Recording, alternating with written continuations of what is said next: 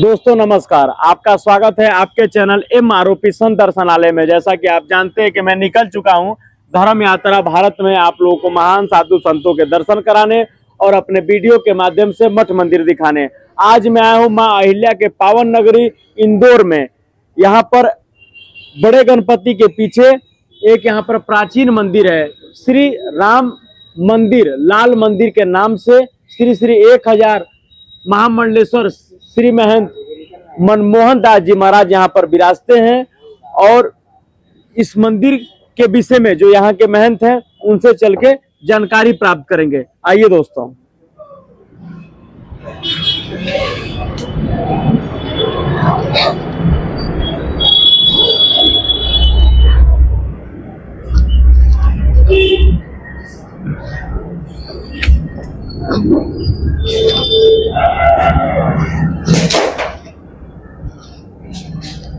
दोस्तों ये रामलला का प्राचीन और सिद्ध मंदिर है।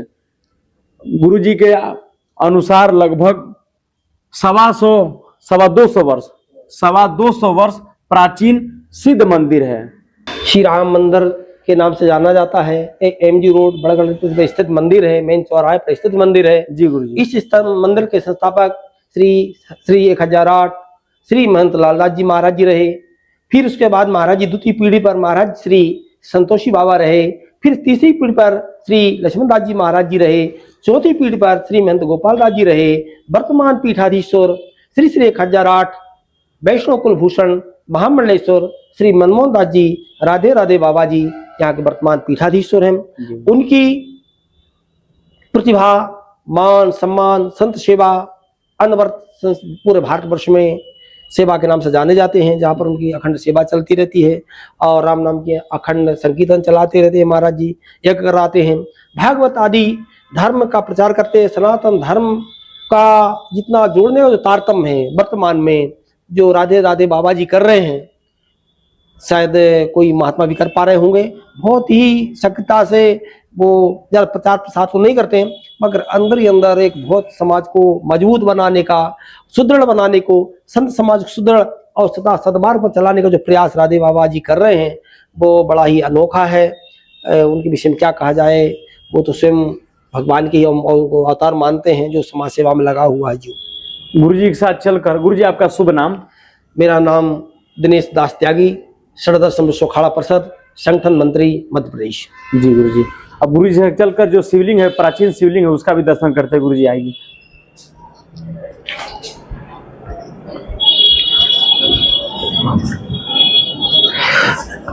एक प्राचीन शिवलिंग जो है जी गुरु आप देख रहे हैं, जो बाबा जी अपने साथ लेकर घुमा करते हैं। संतोषी बाबा जी लास्ट कोने में है, नैत्य कोण में विराजमान है। और फिर भगवान महाराज श्री ने, मैं कहूँगा कैमरा में अंदर जाकर दिखाएं, नर्मदेश्वर की स्थापना की। जी गुरु जी। शिवलिंग का नाम नर्मदेश्वर महादेश्वर। जी गुरु जी। और एक प्राचीन शिवलिंग है जी गुरु जी, उमा संतोषी है ना, सिद्ध वो है काशी विश्वनाथ। जी गुरु जी। बड़े गणपति हैं क्या गुरु? वो कई खड़े गणपति हैं, वो बैठे हैं, एक खड़े हैं जी। अब यहाँ पर आदमी मंगलवार के दिन अर्जी लगा जाए। जी गुरु जी। एक श्रीफल, शिवलिंग, 3 खड़ी हल्दी और 1 मुट्ठी मूंग रख करके जो भी यहाँ पर रखा जाते हैं, उनकी महीने 6 महीने 7 महीने में उनकी मनोकामना सिद्ध हो जाती है। ऐसा ये गणेश जी का चमत्कार है। ये शिवलिंग गुरु जी आकर्षण का केंद्र है। गुरु जी, ये आकर्षण का अलौकिक है भैया। जी गुरु जी। द्रव्येश्वर है। और बाबा श्री लालदास जी महाराज जी की चरणोपाद का विराजमान है।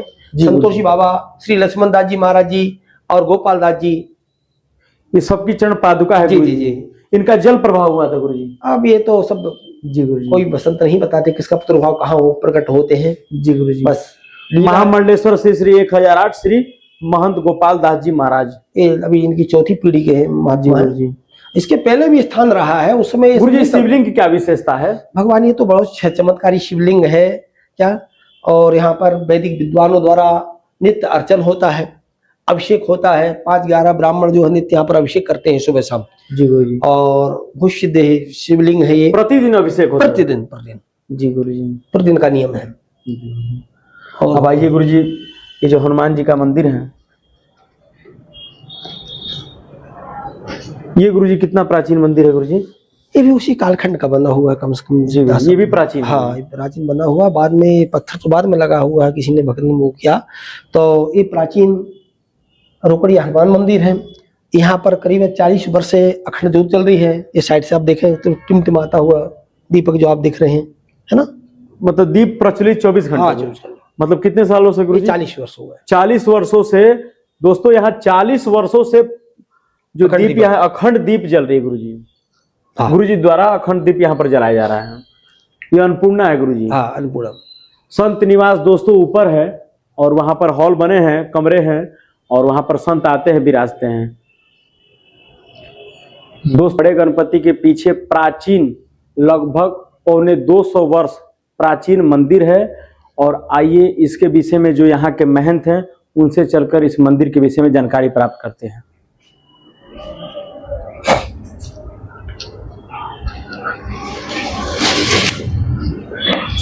दंडवत प्रणाम। दंडवत प्रणाम। गुरुजी, आपका शुभ नाम क्या है? मेरा महंत दिनेश दास त्यागी। जी गुरुजी। गुरुजी, आपके गुरुजी का क्या नाम है? श्री श्री 1008 श्री महंत महामंडलेश्वर श्री राधे राधे बाबा जी और मनमोहन दास जी महाराज। जी गुरुजी। गुरुजी, आप किस अखाड़े से हैं? दिगंबर अखाड़ा। जी गुरुजी।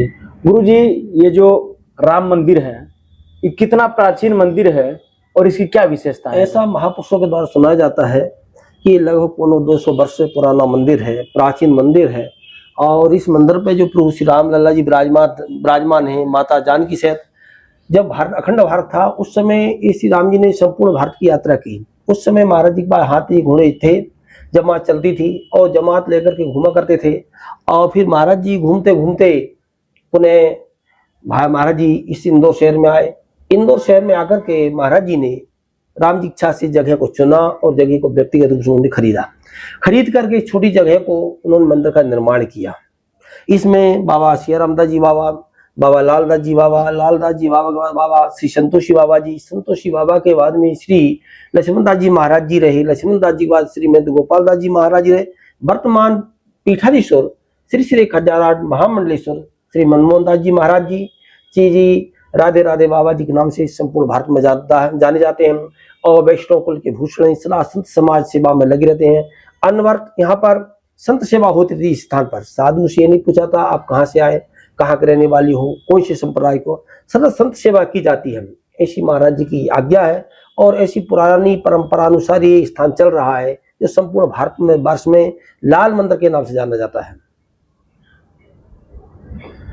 और क्या जानना चाहते हैं? लाल मंदिर के नाम से इसको जाना जाता है। गुरुजी, जो शिवलिंग है, शिवलिंग कितना प्राचीन है? लगभग जब महाराज जी ने राम जी को लेके आए उसी कालखंड का शिवलिंग है। क्योंकि महाराज जी जब राम जी की उपासना होती है तो राम जी के साथ भगवान शिव की उपासना भी होती है। क्योंकि एक दूसरे के पूरक है, उनसे वो भिन्न नहीं है। तो जो लगभग जो है शिवलिंग भी इसी अवस्था का मान के चले, वो बहुत प्राचीन मंदिर है शिव जी का। और यहाँ संत सेवा, गौ सेवा, संत सेवा अनवर चलती रहती है। और भगवान की तो यहाँ बड़ी महिमा है कि कभी आज संत विमुख नहीं गया है। संत सेवा सदा होती रही है 24 घंटे 24 आवर्स। जब भी संत भगवान यहाँ पर पधारे तब भी उनको दाल रोटी की व्यवस्था अपनी शास्त्र में है। सदा 2, 5, 10 मूर्ति यहाँ बने ही रहते हैं। ऐसा कभी हुआ होगा जब कभी राघुनाथ जी ऐसी हो रही होगी, कभी नहीं हो संत, मगर एन वक्त पे रात्रि काल तो आए गई थी। सुबह नहीं तो शाम को संत का पधारना संत भगवान। ऐसा ही संतों का अखाड़ा रहा है और सदा मजमा लगा रहता है। माता जानकी अन्नपूर्णा की स्थान बड़ी कृपा है। और एक बात और बताऊं आपको, यहाँ पर खड़े गणेश जी हैं, वो जो बड़े गणेश जी हैं बैठे हुए।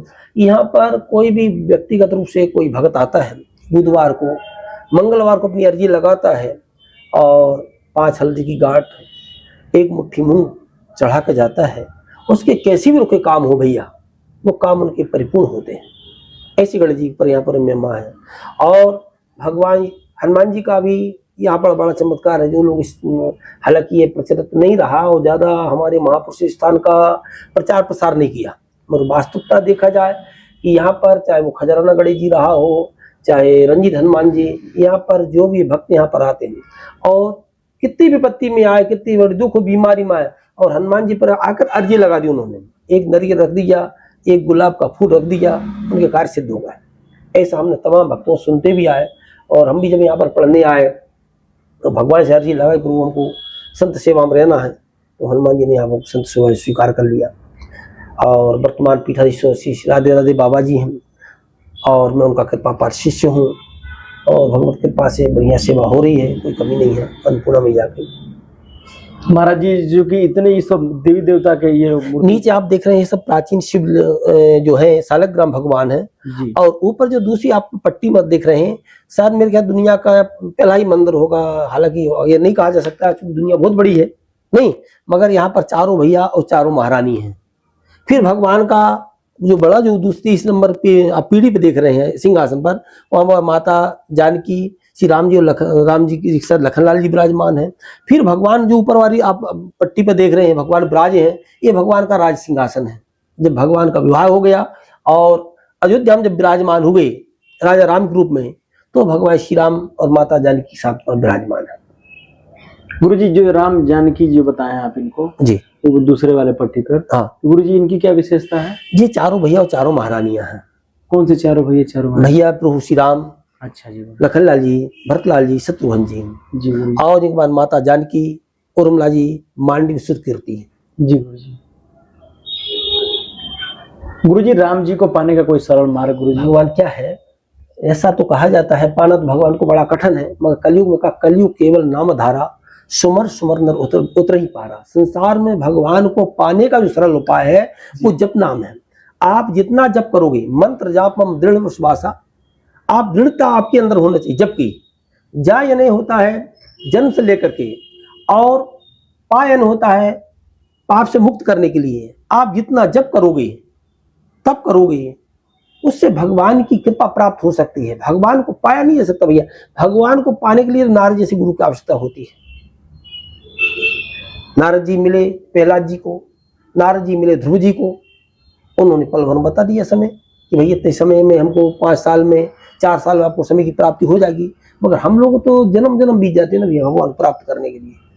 मगर हाँ कृपा प्राप्त हो जाती है तो ये भगवान की कृपा है। आज हम कुछ नहीं कर रहे हैं, खाने को प्राप्त हो रहा है, कुछ नहीं कर रहे हैं, गाड़ी घोड़े के साधन है, हम कुछ नहीं कर रहे हैं, यहाँ पर हजारों साधु संत आ रहे हैं, प्रसाद पा रहे, प्रभु कृपा है। तो कृपा तो प्राप्त हो सकती है, पाना बड़ा कठिन है। पाने को नहीं कहा जाता, भगवान पा लिया जाता है, कृपा पाई जा सकती है। महाराज जी आपके द्वारा आपके मन में ऐसी क्या प्रेरणा जगी कि आप संत के मार्ग पर चल पड़े? वास्तव में प्रश्न तो बड़ा ही आपने वो पूछा। क्या होता है, ये जगती नहीं भैया और ना इसको जगाई जाती है। ये परमात्मा का जन्म जन्मांतर का संबंध होता है। ऊंच नीच ग्रह उपजे रहे संत का संत। यदि मेरा पूर्व का प्रारब्ध जन्म संत का रहा है और मैं संसार में कहीं भटक जाऊं, अच्छा हो जाऊं, बन जाऊं, बिगड़ जाऊं, मगर जब मेरा समय आएगा तो परमात्मा के सानिध्य में आ जाऊंगा। हम भगवान से दूर नहीं हो सकते हैं। भगवान की जब कृपा हो जाती है और उसके माध्यम होते गुरु, गु माने अंधकार, रू माने प्रकाश, वो गुरु अंधकार से प्रकाश की ओर ले जाए और प्रकाश के मार्ग तक पहुंचा दे। तो प्रकाश को देने वाले कौन है? भगवान भास्कर। जैसे रात्रि और दिन एक साथ नहीं रह सकते हैं, जहां रात्रि है वहां दिन नहीं है, वो दिन है वहां रात्रि नहीं है। तो हमारे प्रभु का जो प्रादुर्भाव हुआ कौन से वंश में हुआ? सूर्य वंश में, जो कि अंधकार को नाश करने वाला है। जब अंधकार का नाश हो जाएगा और अंदर से जब अंधकार का नाश होने लगता है, अंदर से प्रकाश होने लगता है, दीदीप्यमान होता है, तो एक मार्ग दिखने लगता है। और हमारा जो जन्म हुआ है इसलिए हुआ कि वृक्ष नहीं फल भगत हम, नदी ने अचबे नीर, पर कारज के कारणे संतन धरा शरीर। ये जो शरीर दिया भगवान ने और ये जगत कल्याण के लिए दिया है, व्यक्तिगत के लिए नहीं। अच्छा भेष सर्वोपरि नहीं है, ये भेष बना लिया, तिलक लगा लिया, स्वरूप बना लिया, ठीक है, ये तो व्यवस्था है, इससे आप पहचान जा सकता। आम आदमी पहचान लेगा कि अरे संत जा रहे हैं, ये महात्मा जा रहे हैं, माथे पे तिलक है, हाथ में त्रिशूल है, भाला है, वस्त्र है और दिगंबर रूप में जा रहे हैं, ये स्वरूप है। प्रथम पूजन भेष पुराहो, भेष की पूजा है। मगर सबसे बड़ी प्रधानता हमारे आचरण की, आचरण होना चाहिए। हमारे यहाँ भगवान राम की, जानकी जी की पूजा नहीं होती, राधा कृष्ण हनुमान की पूजा नहीं होती, भगवान के चित्र की पूजा होती है। हमको उस चित्र को ढालना पड़ता है। महाजनों एन गथा सपन था, जैसे हमारे महाजन लोग जिस मार्ग पर चलते रहे, उस मार्ग पर यदि हम सुदृढ़ रूप से चलते रहेंगे तो परमात्मा के साथ को प्राप्त हो जाएंगे। और हमारा जन्म हुआ है सनातन धर्म की रक्षा के लिए, सनातन धर्म का प्रचार प्रसार करने के लिए, परमात्मा की महत्वता को जानने के लिए और जगाने के लिए, ये साधु का कर्म है। गुरु जी सनातन धर्म क्या है? सनातन धर्म क्या है? सनातन धर्म एक ऐसा धर्म है, बाकी जो धर्म आए हैं इस बाद में आए हुए, ये पंथ है। ये क्या है? पंथ है। हमारे यहाँ पर सनातन धर्म ऐसा आप जान लें, 24 खंड है, 24 अक्षर परम पुनीता, जिसमें बसे शास्त्र गीता। जैसे प्रातः काल का समय होता है, हम उसको प्रातः काल उषा काल बोलते हैं। तो उषा कौन है? एक स्त्री है। हम उषा काल में उठे तो पृथ्वी पर पैर रखा तो पृथ्वी कौन है? स्त्री है। फिर पृथ्वी पर बहने वाली जितनी नदियां हैं, गंगा, यमुना, नर्मदा, सरस्वती, कावेरी, सिंधु, सतलज, ठीक है, ये कौन सी है? स्त्रियां हैं। हम उस स्त्रियों का जल भर करके कलश के माध्यम से आए मंदिर में, तो गर्भ में आए, तो गर्भ पुरुष को तो नहीं होता, गर्भ किसको होता है? स्त्रियों को। तो हम जहां पर बैठे हैं दोनों, यहाँ पर एक क्या है? गर्भगृह है, भगवान का गर्भगृह है। अब गर्भ मतलब किसका होता है? स्त्री का। अब इस गर्भगृह में हम आए तो भगवान की हमने क्या करी पहले बताई? घंटी।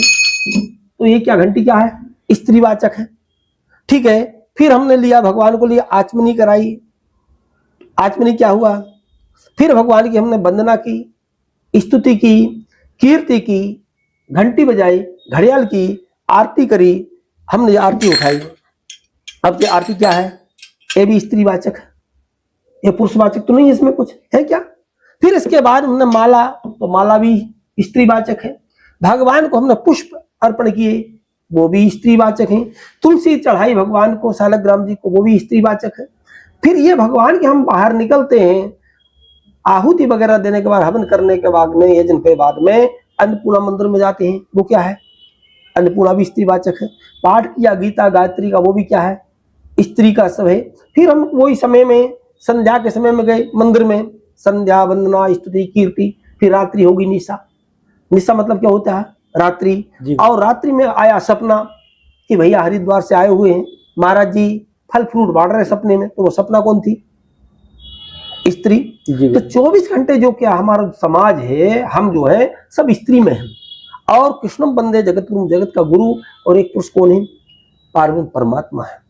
अब परमात्मा जब संसार में आता है तो सनातन धर्म सबको समानता का भाव देता है। ये सूर्य आता है, सबको एक समान प्रकाश देता हो, कोई भी धर्म का आदमी हो, अच्छा हो, बुरा हो, पापी हो, दुराचारी हो, क्या भगवान उसको भिन्न रखते? क्या नहीं रखते? बरसात होती, सबको समान जल प्राप्त होता है।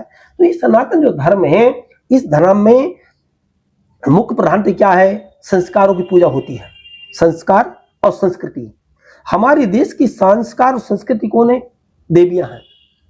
जैसे चंद्रमा के बिना चांदनी अधूरी है, सिंदूर के बिना सुहाग अधूरा है ना? और चंद्रमा के बिना चांदनी, सिंदूर के बिना सुहाग अधूरा। ऐसे ही नारी के बिना हमारा समाज अधूरा है। हमारे समाज में नारी का पूजन होता है। जिस नवरात्रि प्रारंभ हुए तो देवी का पूजन प्रारंभ हुआ, फिर इसके बाद में आपका गणेश जी का पूजन प्रारंभ हुआ। तो हमारे सनातन धर्म ये कहता है कि देश में सर्वोपरि नारी है। नारी निंदा मत करो, नारी नर की खान, और नारी से नर होते हैं ध्रुव प्रहलाद समान। यदि संस्कारवान कन्या है और सदाचरण उसका अच्छा है तो परमात्मा भी उस माँ की कुख को तरसता है। कोई पतिव्रता नारी होती, मैं उसकी कुख में जाकर समझ आता। कोई ब्रह्मचारी सदाचारी पुरुष होता, मैं उसकी कुख में घर में जन्म ले लेता, मैं उसको अपना पिता मान लेता। ये सनातन धर्म है। गुरु जी साधु संत गौ की सेवा क्यों करते हैं? अरे भगवान, गौ की सेवा के लिए तो साधु संत क्या करेंगे? इनकी सेवा करने के लिए परमात्मा 100 अवतरित हुए। नमो ब्रह्मंड देवाय गौ ब्राह्मणिता चे। और यहाँ पर तुलसीदास जी लिखते हैं, विप्रधेन सुर संत ने लीन मनोजोतार। गाय की सेवा तो भगवान जी धरा सृष्टि में जब कुछ भी नहीं होता पैदा, तो सबसे पहले भैया तृण उत्पन्न होता है। तृण किसका अधिकार है? गाय का। जिस थाली का भोजन हमारा है, गिरा हुआ भोजन किसका है?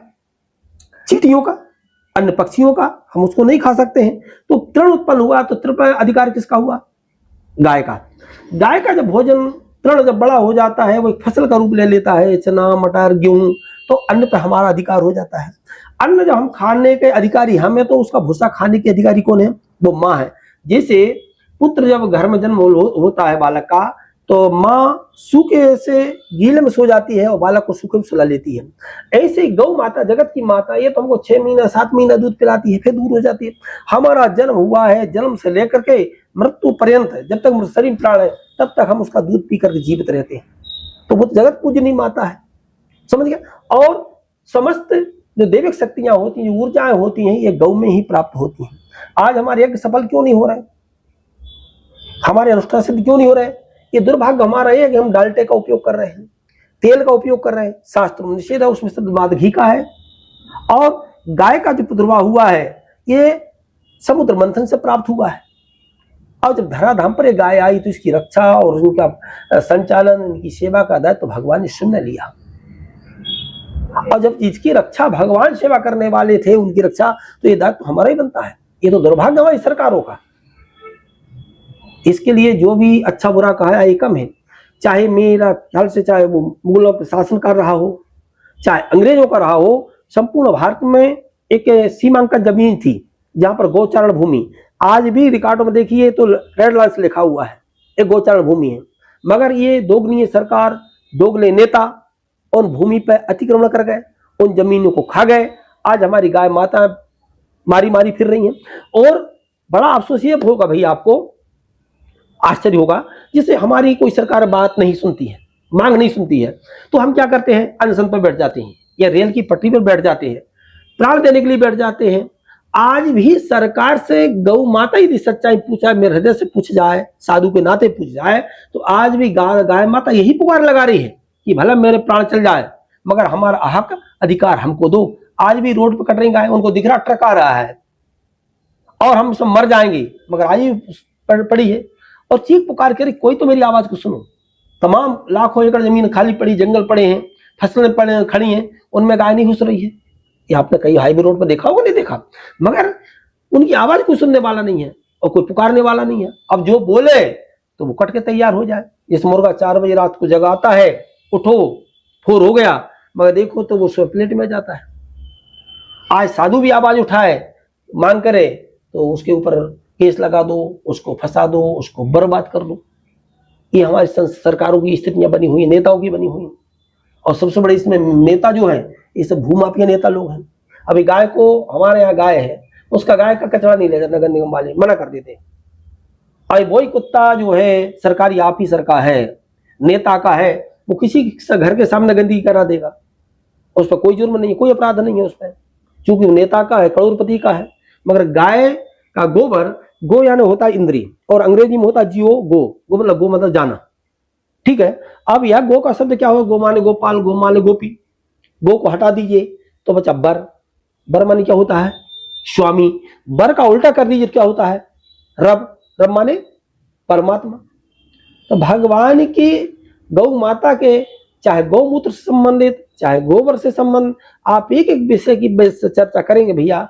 हालांकि हमारी इतनी शिक्षा नहीं, पढ़ी लिखी नहीं है, मगर एक अनुभव के हिसाब से हम बताएं कि जीवन बीत जाए, 7 समुद्रों की स्याही बना ली जाए, सुमेरी पर्वत की लेखनी बना ली जाए, गणेश जी लिखने बैठ जाए, उस शारदा बताने को बैठ जाए, तब भी गौ माता की महिमा नहीं गाई जा सकती।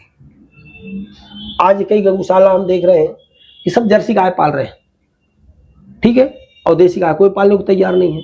और हमारे पास है, मैं बड़े कष्ट मेहनत से माता जी की सेवा करता हूँ, कोई भगत जी की सेवा नहीं करता है, तो आज भी कम से कम गौ माता की सेवा करता हूँ। देसी गाय मेरे पास में, चाहता मैं भी 20 लीटर दूध वाली जर्सी ले लूंगा, मगर ले तो लूंगा दूध, तो मैं उसको पी लूंगा, घी बना लूंगा, मक्खन बना लूंगा, मगर मुझको सचमुच जो गाय की सेवा का जो फल है वो मुझको प्राप्त नहीं होगा। यदि सचमुच में गाय की सेवा करना है तो नित्य आपको उसकी सेवा करे, तो भगवती सब कुछ देने को तैयार है। सिर्फ लेने वालों की कमी है, इस संसार में देने की कमी नहीं है, भगवान देने को पीछे कमी नहीं कर रहा, सिर्फ लेने वाले जो है उनको सही लेना नहीं आ रहा ढंग से। तो मैं यही कहना चाहता हूँ कि सभी लोग गौ सेवा करें, अनवर्त करें, और सरकार को चाहिए जितने मठ मंदिर हैं जिन पर 85 गुणों के ऊपर जमीन लगी है, सरकार उनको सबसे पहले गुंडों से मुक्त कराए। क्योंकि सब जितने भी भारत के मंदिर बने हैं हमारे सनातन में, सब में कहीं ना कहीं भूमाफिया गुंडे घुसे हुए, और सरकार उनको संरक्षण देती है रिपोर्ट के कारण। तो सरकार सबसे पहले जिन मठ मंदिरों जमीन है, जैसे 20 एकड़ जमीन है, तो सरकार अलाउ करेगा उसमें 2 एकड़ में गौशाला बनना चाहिए। कम से कम वो साधु को कम से कम 20 गाय पाले या 10 गाय पाले। इसके बाद 50 एकड़ जमीन है उसको कम 5 एकड़ में गौशाला बनाना चाहिए। जिस मठ मंदिर में 100 एकड़ जमीन है उसको 20 एकड़ में गौशाला बनाना चाहिए। जिसमें 400-500 एकड़ जमीन है उसमें 100 एकड़ में गौशाला होना चाहिए। और जितने जो मवाली हैं, गुंडा भूमाफिया है, उस सरकारों को मुक्त कराए। सरकार अपना जो आधिपत्य ले रखा, उसने ट्रस्ट बना हुआ, कलेक्टर बैठे हैं संपूर्ण भारत में। आज भी कलेक्टर सब सर्वे के नाम से खा रहे मठ मंदिरों को, मगर वहां सेवा के नाम पे कुछ भी काम करने नहीं कर, कभी देख नहीं रहे कि जब संपत्ति थी कहाँ जा रही, कहाँ खा रहे हैं। तो सरकार को उसको विचार करना चाहिए। और सबसे पहले तो हम लोगों को जागरूक होना चाहिए भैया। जब तक हम जागरूक नहीं होंगे, जब तक सरकारें सोई हुई। 33 करोड़ देवी देवता है गुरुजी। आप देख रहे गौ मतलब रास्ते पर भटक रही हैं। गौ की स्थिति हो चुकी है गुरुजी की वो मतलब कूड़ेदान में रह रही है। तो इसको कैसे रोका जा सकता है? उसको ऐसे रोका जा सकता है ना, ये सरकार नियम बना दे। सरकार अपनी सुविधाएं देना किसानों को बंद कर दे। सबसे पहले सरकार को नियम करना चाहिए। जो जमीन सरकारी जो टोल रखी है भूमाफियों ने, किसानों कृषकों ने, सरकार उस जमीन को नीलाम करना प्रारंभ कर दे। जैसे हम अपनी जमीन को निजी को नीलाम करते बेच देंगे, तो सरकार भी उन किसानों को देना चालू कर दे। जी गुरुजी। साल के हिसाब से कि भाई तुम्हारा 20 एकड़ जमीन है, 20,000 रुपया सालाना आपको सरकार में जमा करना पड़ेगा। क्योंकि सरकारी संपत्ति है गौचारण की, और जितनी गौचारण की जमीन है, सिर्फ गौचारण की, शमशान की भूमि की बात नहीं कर रहा हूं मैं, धोबी घाट की बात नहीं कर रहा, सब गौचारण की। प्रत्येक पंचायत में 100-100, 500-500 एकड़ जमीन आज भी है। आज वो सरकार मुक्त करा दे, उनसे किसानों से मुक्त करा दे, तो आज भी गौशाला में एक ऐसी मारे गाय नहीं फिरेंगी। और जहां संत जो सेवा भावी हैं, जो सचमुच संत सेवा करना चाहते हैं, पेट पालने वाली बात नहीं कर रहा हूँ, सिर्फ साधुता की बात कर रहा हूँ मैं, धर्म की बात कर रहा हूँ। क्योंकि हम भगवान के पास बैठे हैं, मिथ्या बातें करना हमको दोष पाप के कारण लगेगा। तो जो संत सेवा करने वाले हैं, वो संत कोई भेष में नहीं हो सकता, वो कोई भी हो सकता है। जो संत सेवा कर रहा है, गौ सेवा कर रहा है, सरकार उनको उसका आधिपत्य बना दे, व्यवस्थापक बना दे, उससे सेवा होना प्रारंभ हो जाएगी। अभी क्या हो रहा, प्रशासन बना रही है, जिसने बनाई समिति, अधिकारी के यहाँ भी दूध जा रहा है, अधिकारी के यहाँ घी जा रहा है, समझ गए।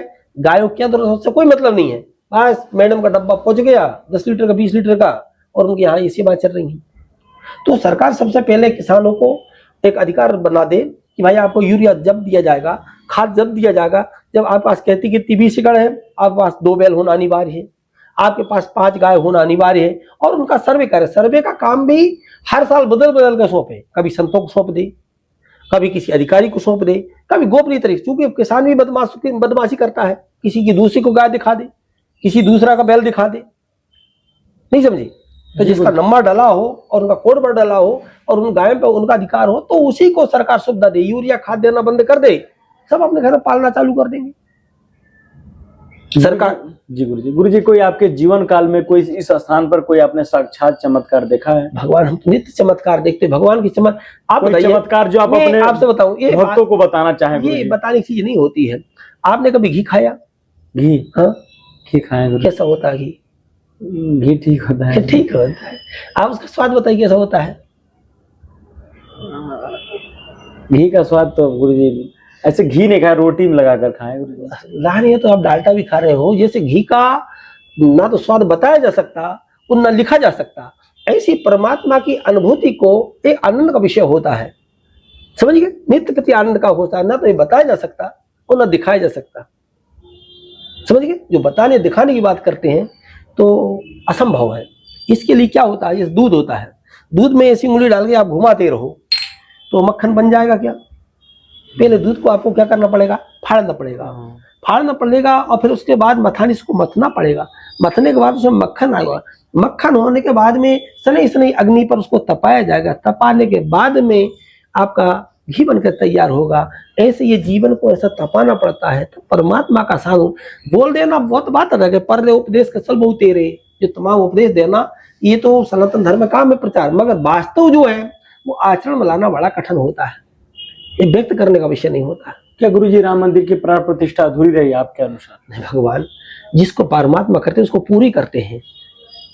मानी कि हम लोग के जो धर्म गुरु हैं, कुछ लोग शंकराचार्य है, देखिए सब अपनी अपनी, मैं अभी किसी को विपक्ष में मुझको बोलना हो, मुझको पॉपुलर बनना हो, मैं राम जी के विषय में कुछ गलत बोल दूं, मैं किसी दूसरे धर्म के विषय में बोल दूं, आई मीडिया वाले मुझको उछाल देंगे, ऊपर ले जाकर खड़ा कर देंगे। जब किसी की बादाल नहीं गलती है समझ गए। जिसको नहीं बुलाया जाता है तो उसको रंग बोलना चालू कर देता है, रंग बोलना चल रहा होता है तो मीडिया वाले बार बार कैमरा लेकर उसको महीने में 2-4 बार दिखाना प्रारंभ कर देते हैं कि आदमी जीवित है कि मर गया है। समझ गए।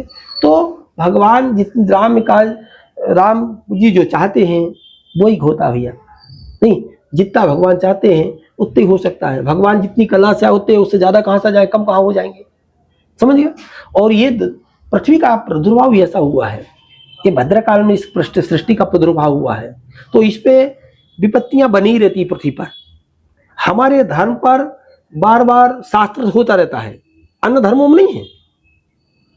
अन्य धर्मों में कोई इतना योग ही नहीं है और हमारे यहाँ तो नित्य युग से एक योग होते हैं। थोड़ा तुमने बताया, थोड़ा मैंने बताया, थोड़ा भैया यही पढ़ के आगे इसने अपनी बात रखी। समझ गए। वो वंदनीय है, पूजनीय शंकराचार्य जी, उनके विषय में जो भी कहा जा नहीं सकता अधिक ज्यादा। समझ गए। मगर उन्होंने जो भी बोल रहे वो अपनी बुद्धिमत्ता से पूछ रहे। सरकार को भी चाहिए, सरकार का भी एक ये दोष है कि सारे मंथन हो, मांगलिक कार्य हो, देश और राष्ट्र में हो, पहले चारों पुरी के चारों शंकराचार्य को बुलाना चाहिए, उनको बिठाना चाहिए, उनकी आज्ञा का अनुसरण करना चाहिए और तब बोलने किसी को मौका नहीं मिलेगा। उदाहरण के लिए एक छोटा सी बात जी, प्रश्न बड़ा हो जाता है। यदि मान लो घर में भैया भरत और शत्रुघ्न होते तो क्या राम का वनगमन होता? छोटी सी नीति समझने की बात है। तो तुलसीदास जी लिखते हैं जहां सुमति जहां संपत्ति नाना और जहां कुमति तहां विपत्ति निधानम। जहां सुमति है वहां पर संपत्ति होती है, जहां पर कुमति है वहां पर विपत्ति है। ये भगवान हमको सिखा रहे। तो भैया हमारे घर में फूट जब पड़ी, हमारे घर में मंत्रा ने जब प्रवेश किया, जब मेरे 2 भाई मामा के यहाँ थे और 2 भाई हम घर में थे, पिता ने बिना विचारे मंथन नहीं किया, ज्ञान तो दिया कि प्रातःकाल राज्याभिषेक कर दिएंगे राम का, ठीक है। मगर घर में छोटा सा भी काम होता है तो हर आदमी एक भैया को इंतजार करता है कि भैया हरिद्वार से जाएगा, नासिक से जाएगा, फ्लाइट से जाएगा, फलानी से। कोई यदि मरण हो जाए तो बात अलग है, मगर मांगलिक कार्यक्रम को सोचा जाता, विचारा जाता है, क्योंकि उसका लंबा समय लिया जाता है। और घर में थोड़ा मांगलिक कार्य था और राम जी ने महाराज दशरथ जी भरत जी के विषय में चर्चा नहीं करी। यदि उनको बुला लिया होता तो ये नो बताती क्या, भगवान बन जाना पड़ता था। तो ऐसे ये चारों जो शंकराचार्य हैं, मान लो ये चारों भाई हैं, ठीक है, आपस में उनका विचारधारा कुछ भी हो, मगर सरकार को उनकी छत्र छाया में बैठ करके रघुरामानंदाचार्य जी की परंपरा के अंदर, आचार्य की परंपरा के अंदर उन मठ आचार्यों को बुला करके उनकी छत्र छाया में बैठ करके सरकार को निर्णय लेना चाहिए। क्योंकि मंत्री ये 5 साल का कार्यकाल होता है और जगत गुरुओं का, महापुरुषों का 5 साल का नहीं होता। जब तक सिर्फ प्राण रहता है तब तक उनका कार्यकाल होता है और अपनी धरोहर, अपनी वसीयत, अपनी शिक्षा दीक्षा अपने शिष्यों को संभाल कर जाते हैं। तो इस सरकार की कमियां हैं जो सरकार इस प्रकार को मतभेद कर देती है। गुरुजी, जिस तरीके से बस माने कि बद्रीनाथ केदारनाथ जा रही हैं और तीर्थ यात्रों पर बस जा रही है, तीर्थ यात्री उसमें बैठे हैं, बस क्यों पलट जा रही है गुरुजी? क्या होता है ये तो आप जानते हैं, शास्त्र भी कहते हैं कि जहां पर जिसकी मृत्यु लिखी है वो शाश्वत है, वो है ही है। मगर कई जगह विधर्मियों को भी बसों पर बिठाया जा रहा है, फिर व्यसन करने वालों को भी उनको गाड़ियां चलाने को दी जा रही है। समझ गए। तो उनके द्वारा भी ये दुष्कृत हो रहा है। जैसे इंदौर में घटना हुई, वहां से काली नगर से ट्रक चालक आया और रोनते गए, कितने लोगों को रोन दिया, कितने लोग मर गए, बात वही खत्म हो गया। तो उसको कोई नाम लेने वाला नहीं बचा, कौन मर गया क्या होगा। बाकी जगह कोई दूसरा होता, हिंदू होता, तो लोग आगे हिंदू घर में आग लगाते, उसके नाम का पुतला फूकते, सारे काम होते। मगर एक दूसरे मजहब के द्वारा हुआ, लोग चुप हो गए। किस मजहब द्वारा हुआ था? मुस्लिम मजहब के द्वारा। ट्रक मुसलमान चला रहा था। हाँ, ट्रक चालक भी मुसलमान था और मालिक वो भी मुसलमान था। और उसका क्या बोलते हैं, वो पेपर वगैरह हमने पढ़ा था, इसमें तो 2 लोग मरे थे गुरुजी। तो पेपर में 2 मरा तो जी गुरुजी, भाई प्राण जिसका घर का मरा वो जानता है। भाई मंत्री का मरता, मिनिस्टर का मरता तो उसको नहीं होता दर क्या। भाई कैसे कैसे लोग पालते हैं। मैंने ये समझ लो कि हमारा बीज खत्म हो गया, 2 मर गए तो 2 में एक बच्चा पैदा करता, लाखों साल तक लाखों बीज खत्म नहीं हो गए जी। एक मरने से क्या होता है, एक बीज का दाना है, ये मर गए, इसको मसल दिया बीज को, हमने तो ये बीज का वंश ही खत्म हो गया, नहीं हो गए। ये क्यों भूलते हो आपकी 1 मरा है या 2 मरे या 10 मरे हैं, हमको जितना बता दिया हमने उतना मान लिया। गुरुजी, जिस तरीके से धर्म परिवर्तन कराया जा रहा है और धर्म परिवर्तन हो रहा है, उस पर आपका क्या उसका वक्तव्य? कोई बड़ा कारण नहीं है। उसका कारण ये है, यदि हमारे घर में हमको सुख नहीं मिलेगा, हमारे घर में हमको सम्मान नहीं मिलेगा, तो क्या करेगा?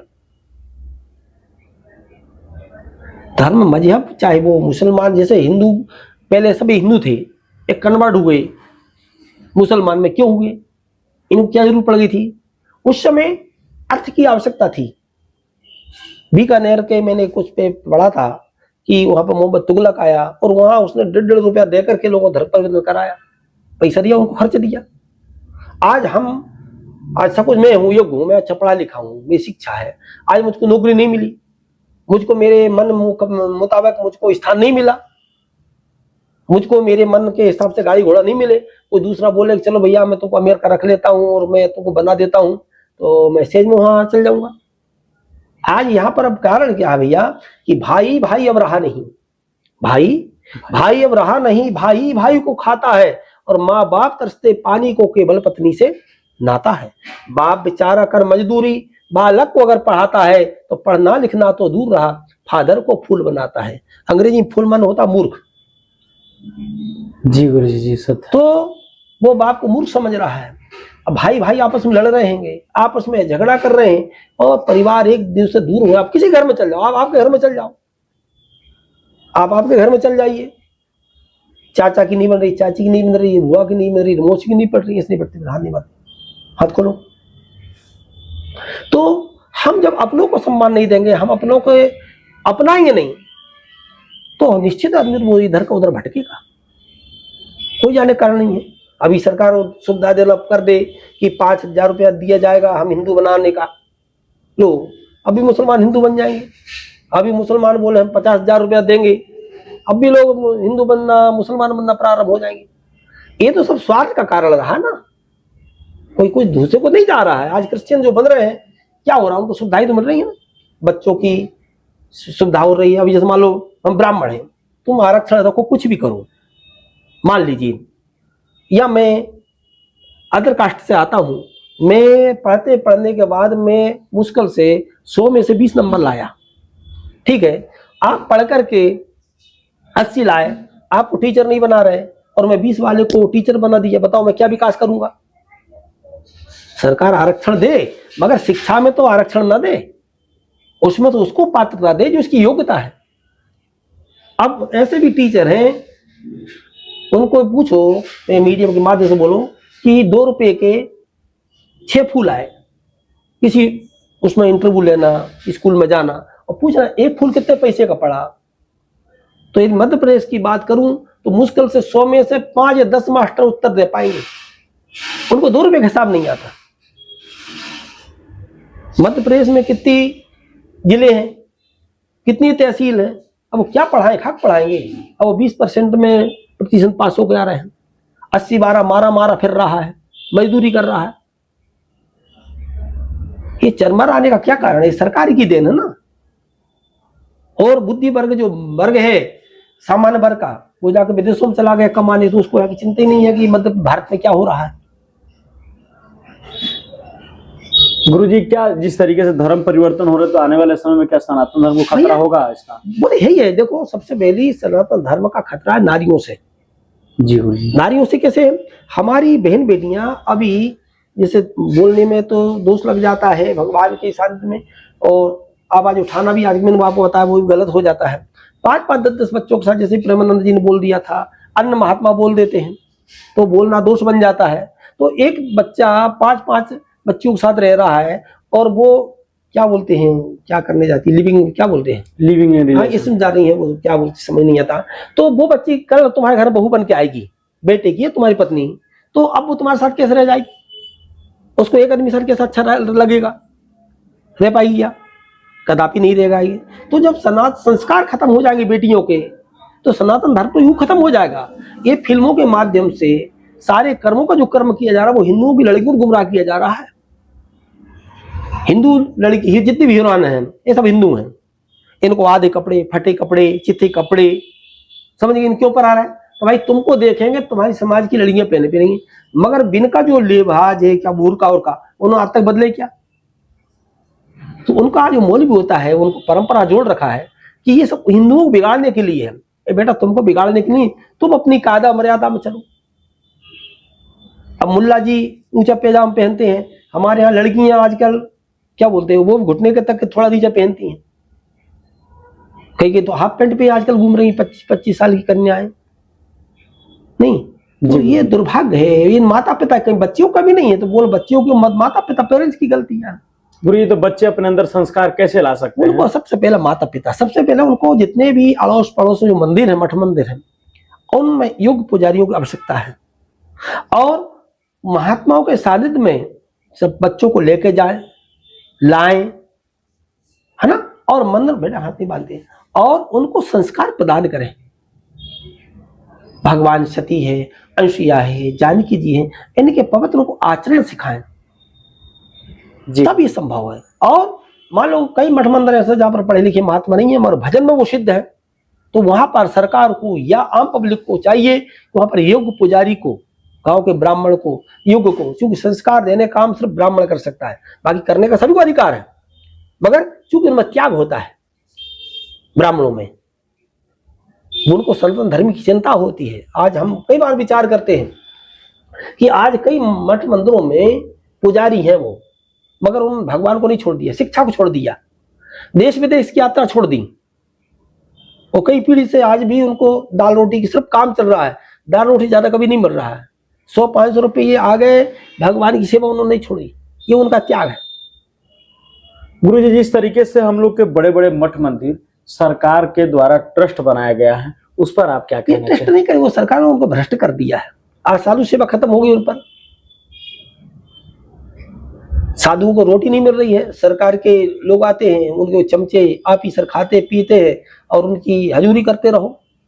आज हमारा स्वतंत्र स्थान मान लीजिए, यहाँ कोई भी साधु आ जाए, यहाँ उनको समय समय पर दाल रोटी की व्यवस्था मिल रही है, आने जाने वाले को दक्षिणा मिल रही है। अभी चाहे मंदिरों का खजराना मंदिर एक दिन रंजीत पे चल जाइए आप, लाखों रुपए की इनकम है दिन की, मगर साधु चल जाए या साधु को दक्षिणा या कोई सेवा हो जाए, कभी नहीं हो सकती। और ये जो पैसा है, ये और एक बड़ी बात है, जो हमारा जो हम यहाँ से टैक्स देते हैं, जमा करते हैं इन लोगों सरकार को, तो ये सरकार को टैक्स हिंदू को नहीं बांटती है, उसमें जो तुमको आंगनवाड़ी ये सारी जितनी जो योजना जो बाड़ी लाडली लक्ष्मी आ रही है, ये पैसा कहाँ जा रहा है? ये सनातन धर्म का पैसा सब हमारे दूसरे धर्मों में बट रहा है। चलो ठीक है, मंदिर हिंदुओं का लिया है तो सब हिंदू के खाते में डालो पैसा, और उनको जो पैसा आ रहा है मुस्लिम वर्ग का पैसा, उनकी मस्जिदों से दरगाह से जो आता है वो मुसलमानों को सरकार बांटे। मगर हिंदुओं का धर्म जो पैसा है, सिख को, हिंदुओं को, ये 4 वर्ण है हमारे, हिंदू हमारा, सिख धर्म हमारा सर्वोपरि लोग है, समझिए, वो हमारा ही धर्म है, हमारा ही पंथ है, हमारे ही परिवार के लोग उसमें सिख बने हुए हैं, तो उनमें हमारे पैसे को बांटे, तो हमारे सनातन धर्म मजबूत हो जाएगा। हमारा पैसा जो व्यस्त जा रहा है उसका सदुपयोग होना प्रारंभ हो जाएगा। गुरुजी, इसके लिए संत समाज क्या कर रहा है? संत समाज क्या कर सकता है? एक आदमी क्या कर सकता है? वो सिर्फ जगा सकता है, तुमको बता सकता है, मैंने आपको सुझाव लिया, मैंने आपको सुझाव दिया, मगर सरकार हमारे को स्वीकार करे, हमको आगे ले उस कार्य के लिए, हम उसकी सरकार की मदद कर सकते हैं। वो नियम बनाए कि भाई 20 घर के लोग हैं इस मोहल्ला के, आप मंदिर में जाओगे, आंगनबाड़ी शुद्ध जब मिलेगी, आप नित्य भगवान के मंदिर में आरती करने जाओगे, आपको सरकारी राशन कार्ड का अन्न जब मिलेगा, जब आप मंदिरों को, बच्चों को मंदिर में ले जाने जाओगे, तो लोग आएंगे। बंद करना बाजू को बटन। जी गुरुजी। तो निश्चित आदमी को लगेगा कि हमको सुविधा चाहिए, तो हमको मंदिर जाना अनिवार्य है। जैसे अन्य देशों हम जा गए नहीं, सऊदी अरब, उन लोगों में कि भाई जहाँ उनका आजान होता है, लोग वहीं स्तब्ध हो जाते हैं, वहीं खड़े हो जाते हैं और वहीं से अपनी भगवान से वो दुआ करना प्रारंभ कर देते हैं। ठीक है, मगर वहां का दंड है, उनका भय है उन सरकारों का। ऐसी सरकार यहाँ भी ये नियम लागू कर दे तो बताइए मंदिरों में भीड़ लगना प्रारंभ नहीं हो जाएगी? तो भाई आप मंदिर में जाओगे, मंदिर में आपकी एंट्री होगी तो आपको राशन कार्ड पर आपको अनाज, गेहूं, तेल, सारी सुविधा सरकार आपको देगी। और आप सनातन धर्म को नहीं मानते हो, मंदिर में नहीं जाते हो, सरकार आपको सुविधा नहीं देगी। क्यों? बिना भय के प्रीति नहीं होती है। संसार भय युक्त है। जी गुरुजी। बिना भय नहीं दोगे सरकार, ये आम पब्लिक को भय नहीं मिलेगा, ये कुछ मानने ही नहीं। तो वो तो अभी 8 बजे सो उठ रही है, भय हो जाएगा भाई कल से तुमको सरकार फलानी सुविधा नहीं देगी, बिजली नहीं देगी, 4 बजे उठना पड़ेगा, तो लोग 4 बजे उठेंगे, भय है उसको। जिस लाइट बंद कर देती है, काट देती है, तो लोग बाहर निकल आए, बाहर यार हम तो कभी देखे नहीं था, बोले बाहर क्यों निकल, गर्मी होने लगी यार इसलिए आ गए बाहर। तो सरकार जब तक भय नहीं देगी भैया, जब तक असंभव है। सरकार अगर भय देगी तो सरकार भी तो गिर जाएगी। क्यों गिर जाएगी सरकार? कोई बात होती है, यस कैसे गिर जाएगी सरकार? अरे वो तो कोई भी सरकार आएगी, सरकार का मतलब क्या, उसका दायित्व है, वो पिता है, पिता को पुत्र कैसे गिरा देगा? जिस तरीके से नेपाल में सोशल मीडिया वहां के प्रधानमंत्री जी द्वारा बंद कर दिया गया, आपने देखे वहां पर क्या हुआ नेपाल का? उसका ये कारण नहीं था। क्या कारण था गुरुजी? भगवान, क्या होता है, यदि मान लो किसी ने कहा सोशल मीडिया पे इस ऐप को बंद कर दो, फलाना ऐप को बंद कर दो, ये हमारे जो लोग हैं ना, हमारे लोग यही सब गिराने वाले हैं, यही उसको जलाने वाले। कोई बाहर से लोग आए थे क्या? कोई चीन से आए थे क्या? तिब्बत से आए थे क्या? सब नेपाली के लोग थे ना, वही नेता लोग थे ना।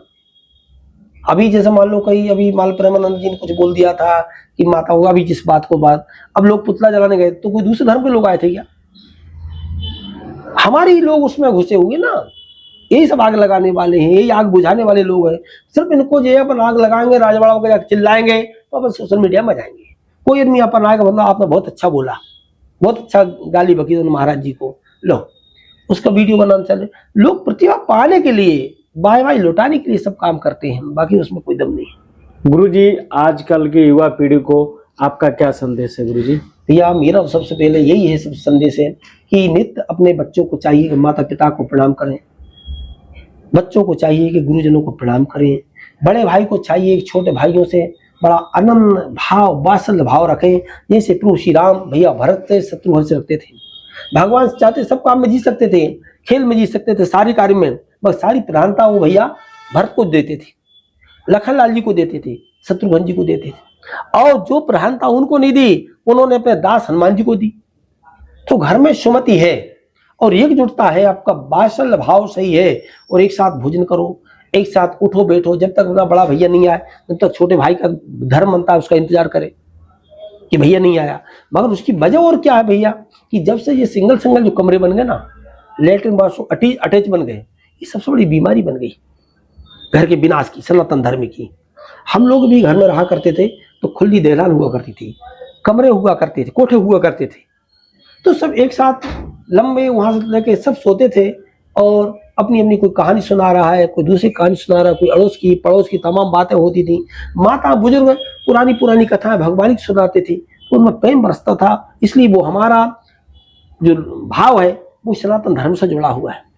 अब जो वर्तमान जो बच्चे जो पैदा हुए, जो कल्चर के पैदा हो रहे हैं, ना तो ये माता को जानते हैं ना पिता को जानते हैं। वो इतना जानते हैं कि माता पिता फीस जमा कर रहे हैं तो वो पिता मानते हैं। अब वो मान लो कौन सा कॉलेज बोलते, डेली कॉलेज क्या बोलते हैं, उसमें रहते, साल भर बच्चा लौट के आता है, वो क्या जानते माता पिता हॉस्टल वो क्या समझे, चूंकि उसको खिलाने वाली दूसरी अलग, पालने वाली अलग। वो तो ये देती महीने का तुम्हारा आ रहा है कि नहीं आ रहा, तब वो याद करते तो ऐसी फीस नहीं आई महीने की, तब उसको पापा याद आते हैं। अब एक भैया यहाँ रह रहा है और एक अमेरिका में रह रहा है। अब वो अमेरिका में जाकर मर गया, इंडिया में मर गया, उसको प्रेम के आंसू कहाँ से आएंगे, वो कैसे रोएगा, क्योंकि उसको साथ कभी रहा ही नहीं, प्रेम को जाना ही नहीं उसने। तो इसलिए भाइयों में प्रगाढ़ता होना चाहिए। बड़े भाई का धर्म बनता है वो छोटे भाई से अनन्य स्नेह करे, प्रेम करे, अधिक से अधिक पुत्र से वात्सल्य दे। देखिए पत्नी बाद में आई, पुत्र बाद में आए, सबसे पहले कौन आए, भाई साथ भाई आएगा, तो भाई के साथ भाई का भाव होना चाहिए ना। मगर हम भाई को तो त्याग रहे हैं, भाई को तो हम शत्रु मान रहे हैं, और जो आने वाली जो पीढ़ी बच्चों हम उनको अपना मान रहे हैं। जब तो तुम भाई के नहीं रहे तो आप पुत्र की कहां से हो जाओगे, और पुत्र के साथ तुम पत्नी की कहां से हो जाओगे। तो सनातन धर्म में को यदि मजबूत करना, सुदृढ़ करना है, तो समस्त भाइयों को चाहिए कि हमारे रामचंद्र मानस के महाजनों इन कथा सपंथा जैसे महाजन लोग अपने भाई के लिए समर्पित थे। भाई को जरा दुख होता था तो दूसरा भाई उसको दौड़ा भगा चल जाता था, और आज यही स्थिति है कि भाई मर गया तो वो दूसरा घर में सब्जी रोटी बना खाता रहता है, पूरी भजिए खा रहा, चलो ठीक है, जब जाने लगेंगे तब चलेंगे साथ में, दिखा देंगे कि हम आ गए थे। ये कहाँ से भाव है, ये सब संस्कार खत्म हो रहे, क्योंकि कोई जगह खून का बदलाव भी हो रहा है। पहले घर में माताएं रहती थी, संस्कारवान होती थी, जिम स्वतंत्र जो बिगड़ी नारी, नारी कहाँ बिगड़ती है, स्वतंत्रता बिगड़ती है। अब सुबह की गई, शाम को 10 बजे आ रही बेचारी, किसके साथ जा रही है, किसके साथ आ रही है, किसके साथ उठ रही है, किसके साथ बैठ रही है, नहीं। अब यहाँ बच्चों की, उस माँ को चिंता है बच्चे को साथ मुझको जाना रहना है, मगर उसका जो बॉस है, ऑफिसर, नहीं, आपको ड्यूटी करना है, घर देखना है, या घर देख लो या नौकरी कर लो, चलो हमारे साथ में फलाने ड्यूटी पे चलना है, ऑन ड्यूटी पे उसको ले जा रहे हैं बेचारी। तो बच्चों के संस्कार कहाँ से आएंगे? और वो भी सोच लेती है कि बच्चों का पेट पालना है, बच्चों के साथ रहना है, 2 पैसा कमाना है, चलो जो भी हो करेंगे, मगर बड़े बड़े कष्ट माता झेलती हैं। और उसकी वजह यही है कि सनातन धर्म चरमरा रहा है। और जब ये हमारे देश में सती शादियां धीरे धीरे इन पर अत्याचार अनाचार प्रारंभ हो जाएंगे, सनातन धर्म ऑटोमेटिक खत्म हो जाएगा। इस सनातन धर्म को मुख्य मिटाने का कारण है ये माताओं पर अत्याचार होना, अनाचार होना, और घर से इनको बाहर निकलना मजबूरी है। गुरु जी, जिस तरीके से आप ये अपना वक्तव्य बताए हैं, गुरु जी, जैसे मानिए कि लोग धर्म परिवर्तन कर रहे हैं पैसा लेकर, तो गुरु जी इस पर सरकार क्या कर सकती है? सरकार ये कर सकती है, तो संविधान के हिसाब से देश चलेगा। संविधान तो भाई, संविधान बना किसने? ये संविधान बनाया है किसके लिए? एक राष्ट्रीय, जैसे हम ये यूनियन बनाते हैं, ये कमेटी बनाते हैं। कमेटी का मतलब क्या होता है कि हमारी सुविधा हिसाब से काम हो, और सुविधा से आदमी हिसाब से नहीं चलता है, हमारे ट्रस्ट समिति, हम उसको बाहर कर देते हैं। यदि वर्तमान में कोई चीज उस पर लागू नहीं हो रही है, संविधान में ऐसे कोई शब्द लिखे गए, तो सरकार उसको चेंज कर विचार करने की मंत्रणा होती है। हम 5 लोगों की जो समिति है, अपन उतने पढ़े लिखे नहीं है, मगर वो मंत्रिमंडल उसमें विचार कर सकता है, बैठ सकता है कि इसमें इस चीज की जरूरत है, इस चीज में शब्द को हटाया जाए, इसमें इसको शब्द को जोड़ा जाए। ये घटता बढ़ता चलता ही रहता है। जैसे राम जन्म चौपाई लिखी है, मगर चौपाई तो मूल वो ही है, मगर कहाँ किसका अर्थ लगाना है, तो वो तो अर्थ लगाया जाता है ना। जैसे उसमें लिखा है राम जन्माष्टमी में, बिनु पग चलई चलई बिनु काना, कर बिनु कर्म करे विधि नाना। भगवान बिना पैर का चलता है, बिना कान का सुनता है, यही अर्थ हुआ ना। मगर तुलसीदास जी आज से 450 साल पहले लिखते हैं कि ये चौपाई लिखी उन्होंने, मगर हम अर्थ उसका क्या लगाते हैं कि बिनु पग चलही बिनु काना, कर बिनु कर्म करे विधि नाना। जैसे मोबाइल है, अब इसका पैर है क्या, कान है क्या? मगर तुलसीदास जी क्या बोला है? कर माने हाथ, काना माने कान से। मतलब ऐसा उपकरण यंत्र आने वाला इस भारत में कुछ समय बाद। पहले भी उपकरण थे, ये नहीं कि अभी यही बन के तैयार हुए हैं। सतियों के त्रेता द्वापर में भी थे, जो कि जब नारद जी याद करते थे, भगवान बैकुंठ से चले आते थे, भगवान शिव कैलाश से चले आते थे, ब्रह्मलोक से ब्रह्मा जी आ जाती थी, तो यंत्र था तभी तो आए। और भगवान राम जब जो थे जनकपुर में थे, सारे राजाओं ने राम जी को घेर लिया, लखनलाल जी को घेर लिया, कहा राम को बंदी बना लो, जानकी जी को लेकर चलो। तब राम जी को बात सूझी कि इस समय किसको बुलाया जाए, हमारी कौन मदद कर सकता है।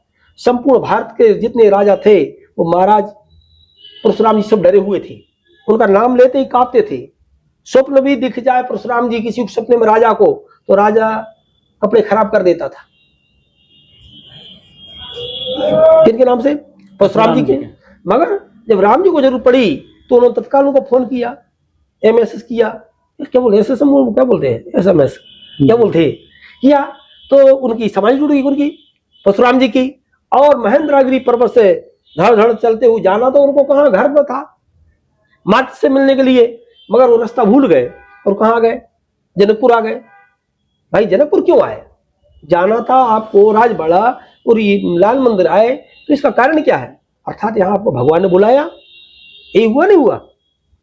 तो जाना कहीं रास्ता था, आके दूसरे रास्ते में जनकपुर में आ गए, और जनकपुर में आकर के सीधे जनक जी को ललकारने लगे। तो इसका मतलब ये कि राम जी ने बुलाया था, राम जी ने जैसे ही बुलाया तो सारे राजा घबरा के भागने लगे। अच्छा हुआ धनुष हमसे नहीं टूटा, ठीक है ना। अब बात ये आ गई कि राम जी ने अपना परिचय दिया, परशुराम जी ने पहचान लिया, और बात ये खत्म, यहाँ पूरी हो जाती है।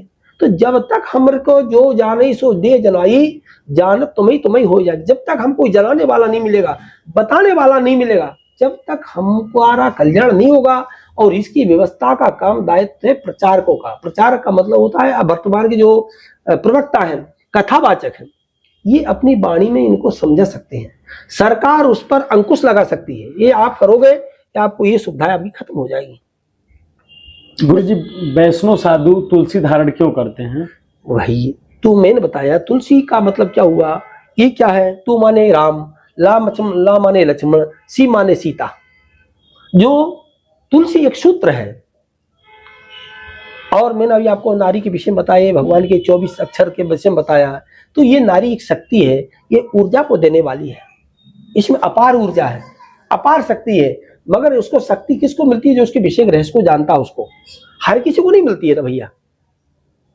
यदि आप इसके रहस्य को जान लेंगे, और ये सब मीडिया के माध्यम से बताने का प्रचारित चीज नहीं है, कुछ ऐसी हमारे शास्त्रों में चीजें लोकाचार है जो गोपनीय है,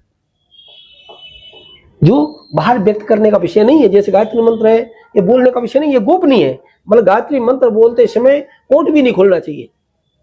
गुरु मंत्र जो दिया जाता है इतना गोपनीय है, अपने मुख के द्वारा कभी दो शब्द, सपने में भी वो शब्द नहीं निकलना चाहिए। ये गोपनीय है, संपत्ति है, धरोहर है। जैसे आप एटीएम कार्ड नंबर होता है, कितने 6-8 अंक का, आप किसी को बताते हो क्या? मोबाइल पर डालते हो कि मेरे एटीएम नंबर है? कुछ चीज ऐसी है, नंबर तो है, सरकार XX लिख देती है, कोई देख भी ले तो वो समझे X लिखा है। पर लिखा क्या है, वो सिर्फ जो जानता है और जिसको जना रहा है। तो जानता कौन है? जो नंबर डाल रहा है, और जान उसको कौन रहा है? अंदर से मशीन जान रही है कि पासवर्ड सही है, आपका काम हो जाएगा। यदि आपका पासवर्ड सही है, आपका तुलसी का आपने सही समय पर ली है, सही समय आप संस्कार दीक्षा हुई है, तो भगवान की सब कृपा हो जाएगी। बिन संपत्ति बिन बुलाए, धर्मशील पे जाय सुहाए। माँ भगवती की कृपा ऐसी होती है, धर्मशीलों के पास संपत्ति स्वतः चल के आती है, उनको कहीं जाना नहीं पड़ता।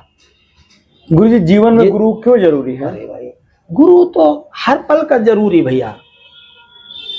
यदि आप अभी आए, ये इसी हिस्से से तो आप आए हैं कि आप एक जिज्ञासु हैं, और आपने ये समझा कि महाराज जी कुछ मुझको मार्गदर्शन दे सकते हैं, तभी तो आपने मुझको इस संबंध को मान करके इस सिंहासन पर बैठ गए, तुम नीचे बैठ गए। तो गुरु तो देने वाला है ना। चूंकि जो देवता होता है वो दीर्घ धातु से बना है, जैसे ब्राह्मण देवता, तो ब्राह्मण देता है, लेता नहीं है। साल भर आपको देता रहेगा आशीर्वाद, जब तक कभी साल में तुम्हारे यहाँ मांगने आएगा तो 1 किलो 2 किलो आप आटा दे दोगे आप नहीं। मगर ब्राह्मणों ने मांगना बंद कर दिया, जब से बड़े बड़े जो कथावाचक हो गए, इन्होंने करोड़ों की डिमांड हो गई। हमारे यहाँ ब्राह्मण 5 रुपया 11 रुपये हम कथा करते थे, समझ गए। आज किसी कथावाचक को बुलाओ तुम, समझ गए, तो सीधी बात होती है 1 लाख 50 लाख, समझ गए। तो ये धर्म का प्रचार भी है कई जगह, कई धर्म में ये साथ साथ में कभी समाज के साथ धोखा भी है। गुरु जी, माया से कैसे दूर रह सकते अरे भाई, भगवान की किस सभी नचावत राम गुसाई, मरो कीट मरगट की नाई। माया का आप कैसे दूर हो जाओगे? वो तो शरीर से लगा हुआ अंग है ना। जैसे 5 कर्म इंद्री और 5 ज्ञान इंद्रियां, ये तो शरीर के अंग है, इनको कैसे आप हटा दोगे? काम क्रोध लोभ वो, ये तो शरीर के अंग है। इस सृष्टि ऐसी चलती है, इनको से दूर हो ही नहीं सकते। माया क्या है? कोई माया, वो भी तो आप स्त्रीवाचक शब्द है ना। पैसा को आप त्याग दोगे, ठीक, मत छुओ, मैं इसको जरूर नहीं है, मगर आई मुझको बाजार कोई वस्तु खरीदना है, मुझको बीमार हो डॉक्टर को दिखाना है, तो वहां तो माया लगेगी ना। मगर दोनों की माया मंत्र है। संत की माया जो होती है ना, वो बिखरती रहती है, डाल तक बाहर डाल देता है, और गृहस्थी की वो अबेर का अंदर रखता है। मगर जो अबेर के लाता गृहस्थी और देता है संतों को, तो फिर संत उसको फिर बिखेर देते हैं। जैसे आपने कुंभ में देखा होगा, पैसा उड़ता है धुआंधार। अन्नपूर्णा नृत्य करती है, जहां देखो भंडार चल रही है, घर के 2 रोटी के लाले पड़ रहे, 50-50 हजार रुपया कमा रहे, लाख रुपया दिन कमा रहे, लोग अपने भाई को भोजन नहीं करा रहे। संत लाखों लोगों को भंडारा करा रहे कि खालसी में भंडारा चलता है नहीं। वेद पाठ, जहां दोनों ओम नमः शिवाय की, सीताराम की, आपको संकीर्तन की धुनाई मिलेगी, वेद मंत्र सुनने को मिलेंगे। कहाँ मिलेंगे? ये सब संतों की लीला में मिलेंगे, संतों की नगरी में मिलेंगे, दुनिया की नगरी में नहीं मिलेंगे। दुनिया की नगरी में आपको लूटने खसोटने वाले मिलेंगे। अंतर इतना हो गया, पहले काले वस्त्र वाले डाकू थे, वो सफेद में कन्वर्ट हो गए, मांग दो ही रहे हैं। अंतरता हो गया, वो पिस्टल लड़ाते थे, वो छीन लेते थे, ये फोन करके बुला लेते हैं। जी अंतरता है।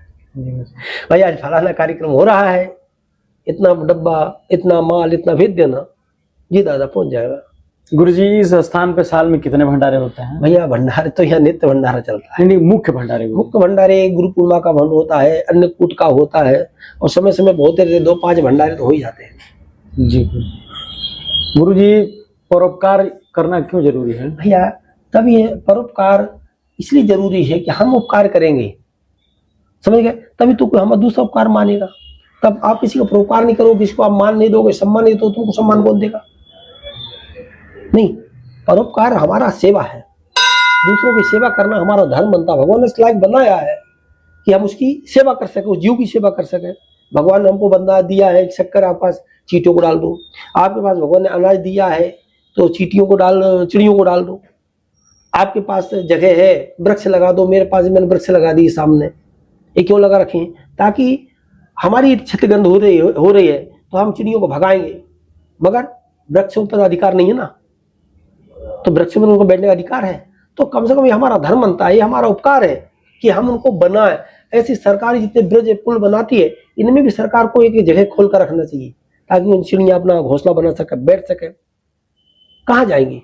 लोग किसान खेत जला रहे हैं, फसल भी काट ली, खेत भी जला रहे हैं। सरकार को चाहिए इस पर कठोर से कठोर कार्रवाई करना चाहिए, ताकि कोई भी किसान कृषक खेत मांगने लगे। इससे नाना प्रकार की प्रजाति खत्म हो रही, चिड़ियाँ खत्म हो गई, पक्षी खत्म हो गए, अंडज फिंडज खत्म हो गए। यानी जब ये रहेंगे नहीं तो ये जमीन तो मर जाएगी। तो गुरुजी, विकास के लिए तो पेड़ काटे जा रहे हैं। एक आएगा विकास, माने कि जो इंदौर जाने में, इंदौर से खंडवा जाने में 4.5 घंटे का सफर है, और एक्सप्रेसवे बन रहा है, तो अब 2 घंटे में पहुंच जाएंगे। 110 किलोमीटर की दूरी है गुरुजी। इसलिए विकास के लिए, विकास नहीं है, विनाश है। जी गुरुजी, विकास में विनाश में कुछ अंतर नहीं होता है। जी गुरुजी। क्या प्राकृतिक आपदा आने का कारण यही है? मुख्य कारण है भाई, प्रकृति को संतुलन बनाने का, रखने का जो दायित्व है, जो कर्म है, वो वनस्पति पर आधारित है। इनको बोध होता है, हमको बोध नहीं। हम भले 2 पैर के हैं, मगर 4 पैर वालों को बोध होता है। अब यहाँ सिंह निकल जाए, वो गाय को मालूम पड़ जाएगा, ठीक है।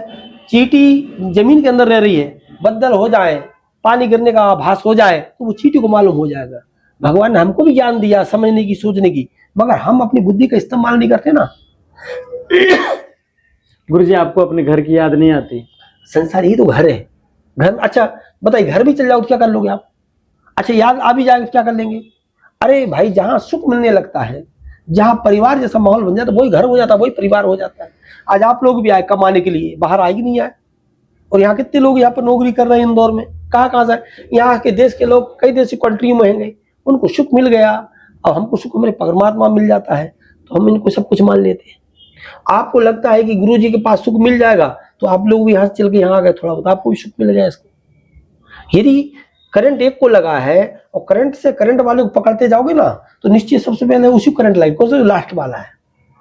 अच्छा, समझ रहे? तो फल उसको ज्यादा मिलेगा। जैसे गज और ग्राह को छोटा प्रसंग है, गज को पकड़ लिया ग्राह ने।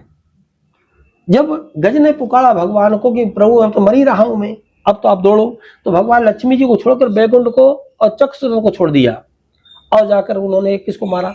ग्राह को। तो सबसे पहले भगवान ने किसको मारा? ग्राह को। मोक्ष उसको दिया। यहाँ पर भगवान ने माता को मोक्ष नहीं दिया, पूतना को मोक्ष दे दिया। यदि भगवान को आप पकड़ना तो सीख जाओ। गुरुजी, कलयुग में मोक्ष संभव है? क्यों नहीं है? भगवान कैसे मोक्ष पा सकते हैं? मोक्ष के लिए कोई बड़ी यत्न नहीं करना पड़ता है। सत्यम माता पिता ज्ञानम धर्मो भ्राता दया सका शांति पत्नी क्षमा पुत्रो षडेते मम बांधवा। पान पुराना घी नया और कुलवंती नार चोटे पीठ तुर की स्वर्ग नसेनी चार। ये स्वर्ग के 4 साधन हैं। पान पुराना हो, घी नया हो, अच्छी कुल की आपको कन्या मिल जाए, तुरंग मतलब होता घोड़ा, तो आज समझ लो 4 व्हीलर आपकी गाड़ी समझ लो आप, ठीक है। आपके घर में ये 4 चीज हैं, ये स्वर्ग और यही आपका मोक्ष है। साधन धाम मोक्ष कर द्वारा पाए ये परलोक सवारा। यदि आपके घर में शाम प्रेम है, वात्सल्य भाव है, भाई बहन में आपका बहुत अच्छे प्रगाढ़ संबंध है, आप पर भगवान की कृपा, ये आपके लिए मोक्ष का द्वार है। मोक्ष का अलग से द्वार थोड़ी खुलता। आप यहाँ आकर बैठे हैं, इस सानिध्य में भगवान की कृपा है कि आप देहरी के भीतर आ गए। तो ये मोक्ष के द्वार में आप आ गए, यहाँ आपकी क्या औकात थी, यहीं से भगा देते। भगवान चित्रकूट में गए भरत जी, तो दौड़ते दौड़ते सब भगे, और निषाद राज ने कहा प्रभु उठो, और यहाँ पर वो जो कुटिया थी उसकी देरी पर बैठ गए, रोने लगे। और राम जी क्या कर रहे हैं, अपने भैया से बोले लखनलाल कुछ ऐसा प्रसंग बताओ, तो ऐसे ही पीठ कर ले, किसकी तरफ, भरत की तरफ। किसने, राम जी ने। और लखनलाल जी भरत जी को देख रहे हैं। अब उनका धर्म संकट, यदि यहाँ पर राम जी की मैं सेवा छोड़ता हूं तो पाप लगता है, और भैया वहां मेरा बिलख रहा है, भैया बिलख रहा और उसको मैं नहीं देखता हूं तो मेरे लिए पाप लगेगा। अब ऐसी स्थिति में क्या करूं। भगवान का अंदर से कर्णाब्ध हो गए, स्तब्ध हो गए। अब लखनलाल जी भी स्तब्ध हो गए, अब ना तो बोल सकते हैं ना कुछ कर सकते हैं। फिर लखनलाल जी बोले कि भैया भरत तुमको प्रणाम कर रहा है, दंडवत कर रहा, तो कहूं उनसे कहूं भगवान का कहीं तो पट पड़ा है, कहीं उनका तीर पड़ा है, और जाकर के भरत को उन्होंने गले लगा लिया। और भरत को उठा रहे, उठिए जो तीनों लोग को उठाता है। आज बैठो, प्रसाद पकड़ जाना। तो जो तीनों लोग को उठाने की सामर्थ्य रखते हैं, आज उसे भरत जी नहीं उठ रहे,